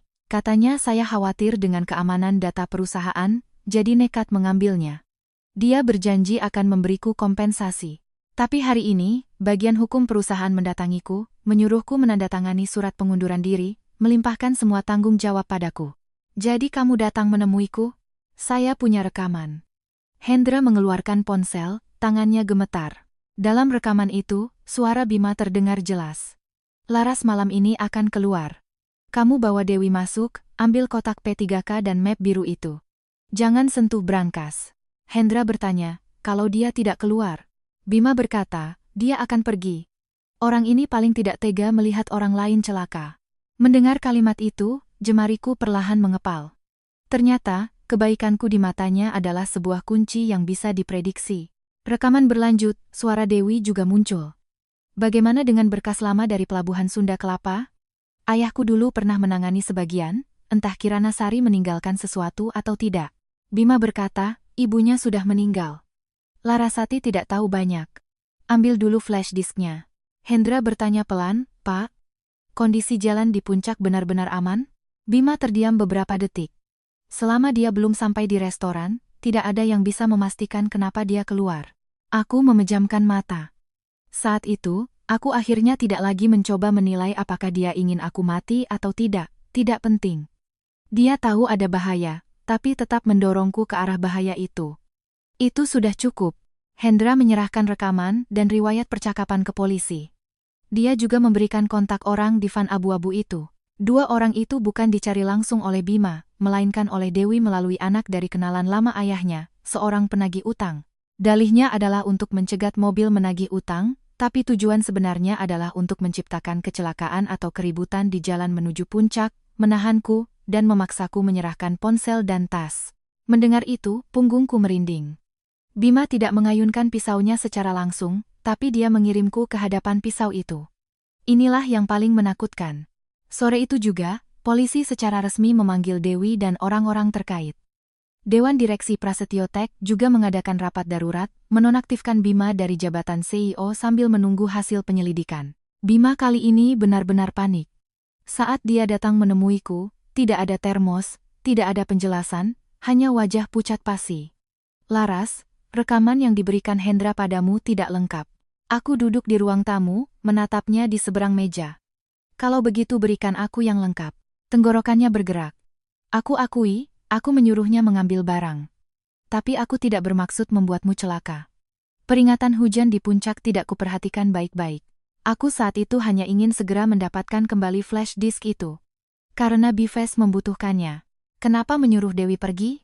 Dia menghindari mataku. Dia bilang dia tahu cara mencarinya. Kenapa dia tahu? Dia tidak menjawab. Aku yang menjawab untuknya, karena dia pernah melihat berkas lama ibuku. Karena ayahnya dulu bersama ayahmu melakukan urusan di pelabuhan Sunda Kelapa. Karena kalian semua takut catatan yang ditinggalkan ibuku akan mempengaruhi cerita yang dijual Prasetyo Tech kepada investor. Dia tiba-tiba mengangkat kepala, matanya memerah.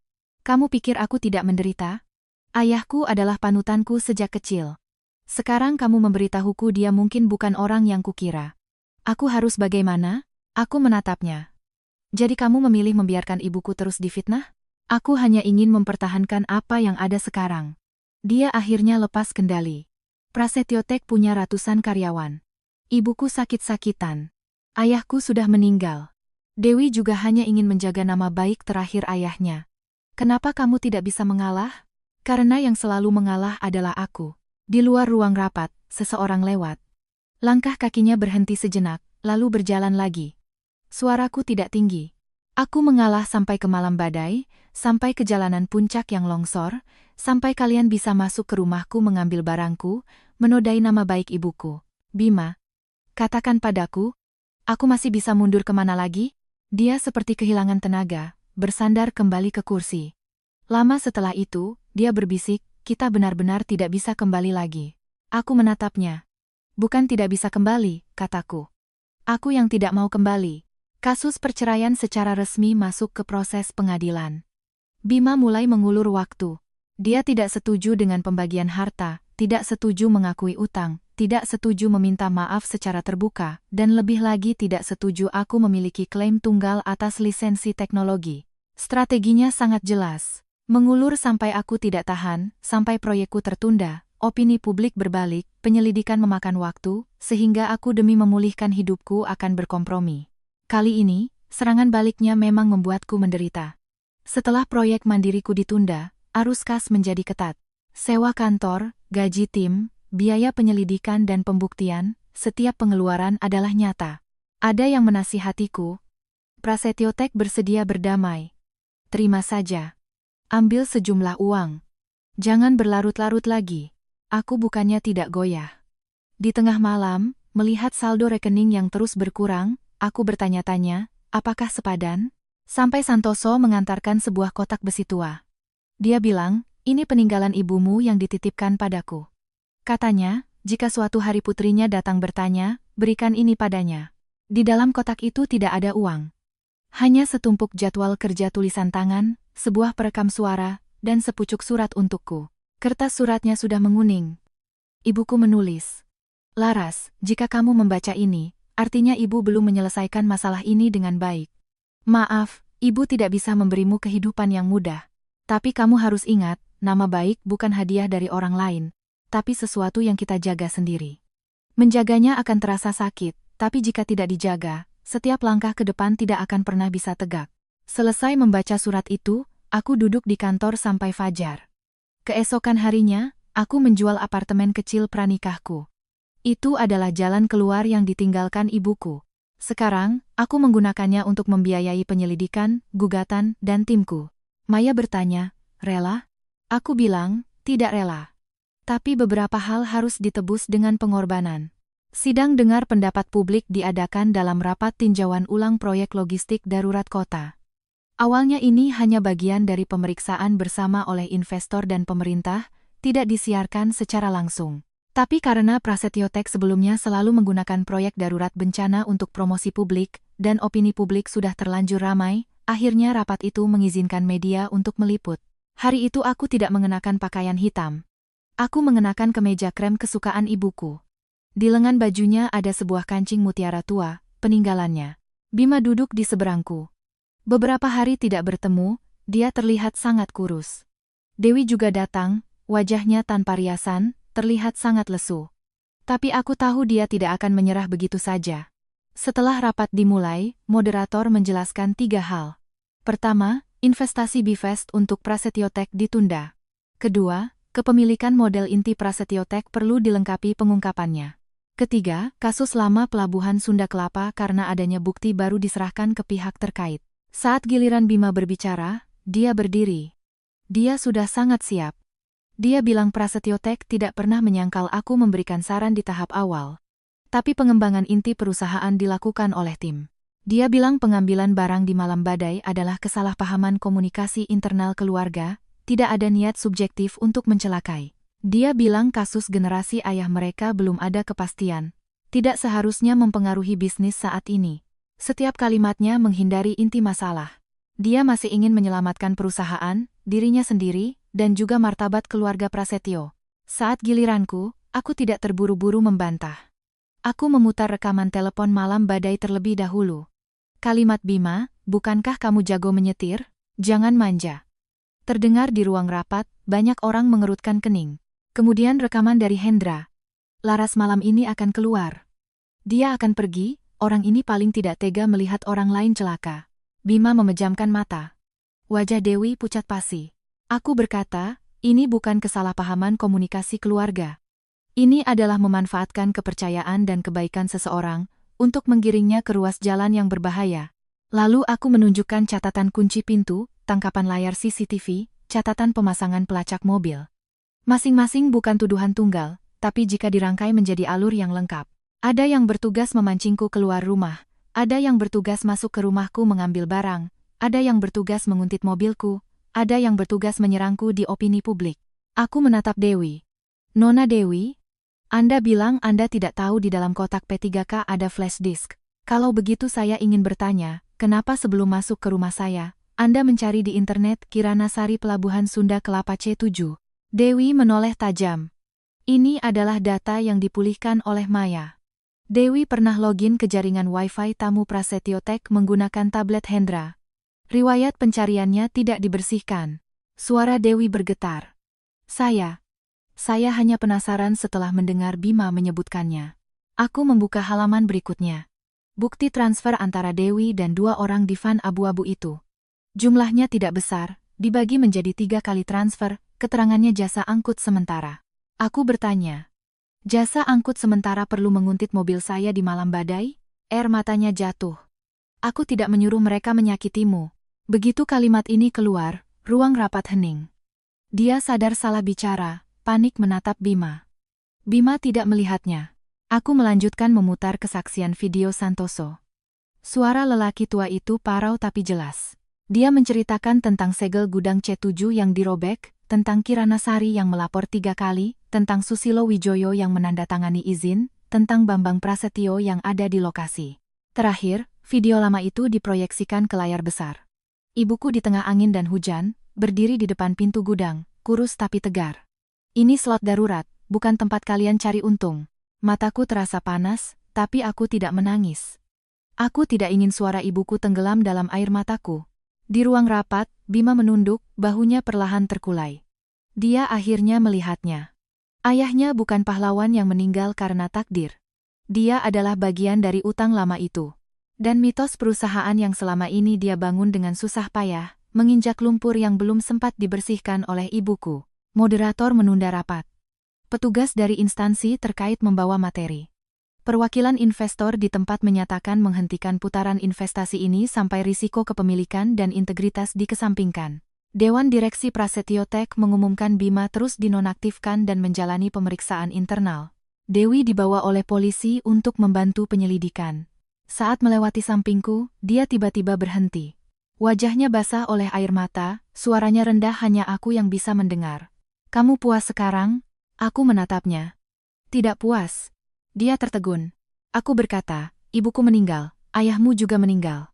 Banyak bantuan yang tertunda, banyak nyawa yang hancur, tidak akan pernah kembali. Kamu pikir aku menang? Sebenarnya, aku hanya memindahkan barang yang kalian sembunyikan ke tempat terang." Bibir Dewi gemetar, akhirnya tidak berkata apa-apa. Bima adalah yang terakhir meninggalkan ruang rapat. Dia berjalan ke arahku, berhenti cukup lama. "Laras, maaf. Ini adalah pertama kalinya dia benar-benar meminta maaf. Tanpa diikuti kata tapi, tanpa memintaku menghapus postingan, tanpa menyuruhku pengertian."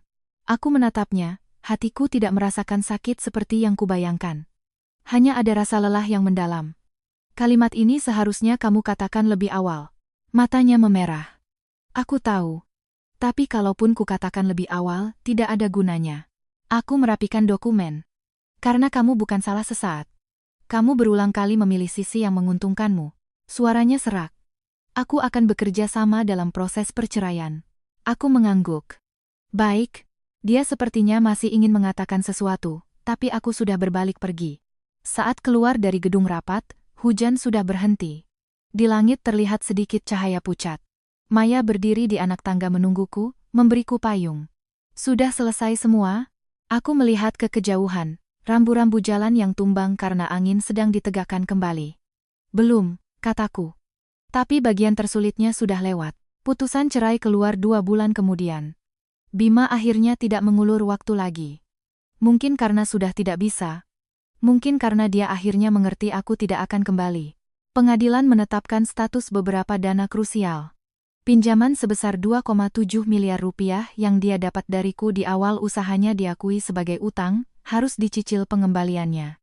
Rumah pernikahan dihitung ulang berdasarkan proporsi kontribusi uang muka dan catatan cicilan, aku mendapatkan kembali bagianku. Biaya perawatan Ibu Bima bukan merupakan kewajiban hukumku, selanjutnya ditanggung oleh Bima.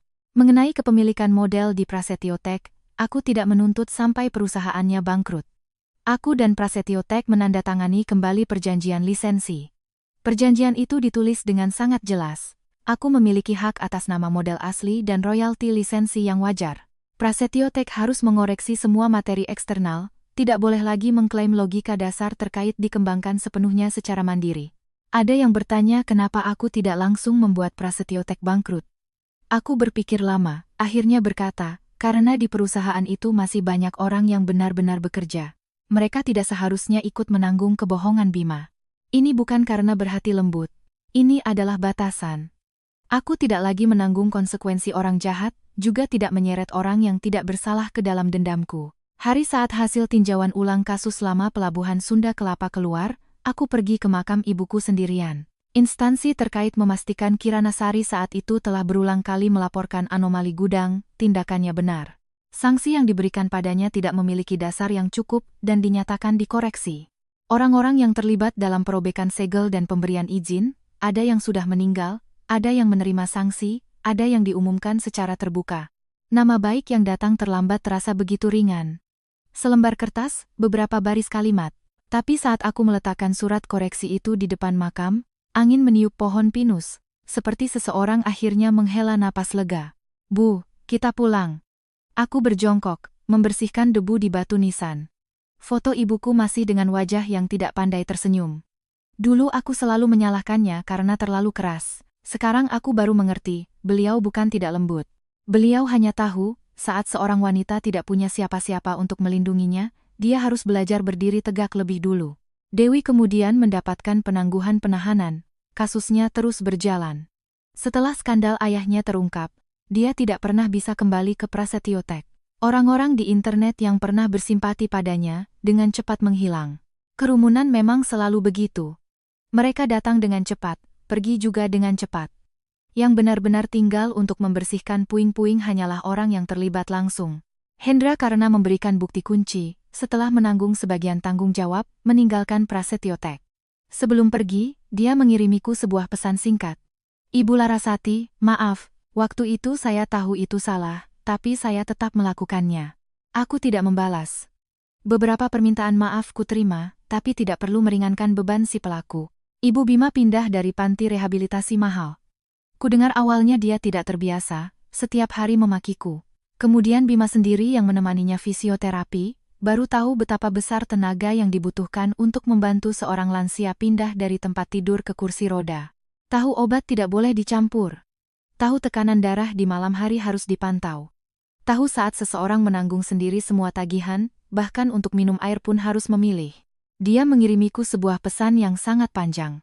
Dia bilang dia akhirnya mengerti, selama 3 tahun ini aku bukan sekadar iseng-iseng bantu. Dia bilang setiap hal kecil yang stabil di rumah, ada seseorang di belakangnya yang menopang. Dia bilang, maaf. Selesai membaca, aku menghapusnya. Bukan karena tidak sedih, tapi karena pemahaman ini sudah tidak bisa mengubah apapun. Bulan ketiga setelah bercerai, aku pindah kembali ke apartemen di atas kantor kecil itu. Rumahnya tidak besar, dari jendela ruang tamu bisa melihat sebuah sungai. Setelah musim badai, air sungai perlahan kembali jernih. Aku membuka sebuah firma konsultan risiko rantai pasok. Namanya Kirana Consulting. Hari pembukaan, tidak ada karpet merah, tidak ada mobil mewah. Hanya ada Maya, Adi, Rizal, dan Pak Ujang. Pak Ujang membawa sebuah pot tanaman hias, katanya kantor harus ada yang hijau-hijau. Aku tersenyum menerimanya. Rizal sudah meninggalkan Prasetyo Tech, bergabung dengan sebuah platform darurat nirlaba. Dia bertanya apakah aku bersedia menjadi konsultan eksternal. Proyeknya tidak besar, uangnya juga tidak banyak, tapi benar-benar bisa digunakan untuk penjadwalan bantuan bencana. Aku menandatanganinya. Saat menandatangani, aku teringat kalimat ibuku, slot darurat bukan tempat cari untung. Bertahun-tahun kemudian, akhirnya ada yang bersedia menuliskan kalimat ini ke dalam prinsip sistem. Bima terakhir kali menemuiku di suatu sore yang biasa. Dia berdiri di bawah gedung studio, tidak naik.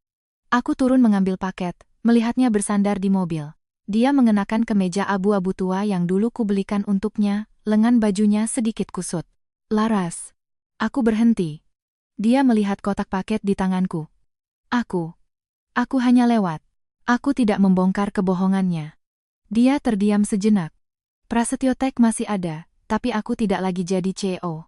Dewan direksi memindahkanku ke bagian operasional. Baguslah. Ibuku sekarang pulihnya lebih lambat tapi stabil. Dia menyuruhku menyampaikan maaf padamu. Aku mengangguk. Sudah ku terima. Dia menatapku, matanya penuh kata-kata yang tak terucap. Tapi akhirnya hanya bertanya, kamu sekarang, baik-baik saja? Aku melirik kotak paket di pelukanku. Di dalamnya ada sampel sensor untuk proyek baru. Studio sore ini akan melakukan tes. Malamnya aku sudah janji makan hotpot dengan Maya. Besok harus pergi ke gudang di pinggir kota untuk survei. Hidup tidak mudah, tagihan juga harus dihitung satu persatu. Tapi setiap hari adalah pilihanku sendiri. Baik-baik saja, kataku. Bima tersenyum, senyum yang sangat pahit. Dulu aku selalu merasa kamu tidak akan pergi. Aku juga pernah berpikir begitu. Matanya memerah. Lalu, kenapa akhirnya kamu rela? Aku melihat daun-daun baru yang tumbuh di pohon pinggir jalan. Badai mematahkan banyak cabang, tapi akar yang tersisa terus tumbuh ke atas. Bukan rela, kataku. Tapi kalau tidak pergi, aku bukan diriku lagi. Dia menunduk. Aku tidak tinggal lebih lama. Saat membawa kotak paket naik ke atas, aku mendengar dia berdiri di bawah cukup lama. Pintu lift tertutup. Cermin di dalamnya memantulkan wajahku. Tanpa riasan tebal, tanpa air mata, juga tanpa ekspresi kemenangan yang berlebihan. Hanya sangat tenang. Di depan pintu studio, tanaman hias pemberian Pak Ujang sudah menumbuhkan daun baru. Adi di dalam berteriak, Mbak Kirana, sampelnya sudah datang? Pak Rizal sudah menunggu datanya. Sudah. Aku meletakkan kotak itu di atas meja, membuka selotipnya. Casing sensornya sangat kecil, berwarna perak. Digenggam di tangan terasa sedikit dingin. Sinar matahari dari luar jendela masuk, menyinari layar komputer. Peta sistem baru perlahan menyala. Gudang, jalan, curah hujan, ketinggian air, rute cadangan. Setiap garisnya sangat jelas. Aku tiba-tiba teringat malam badai itu.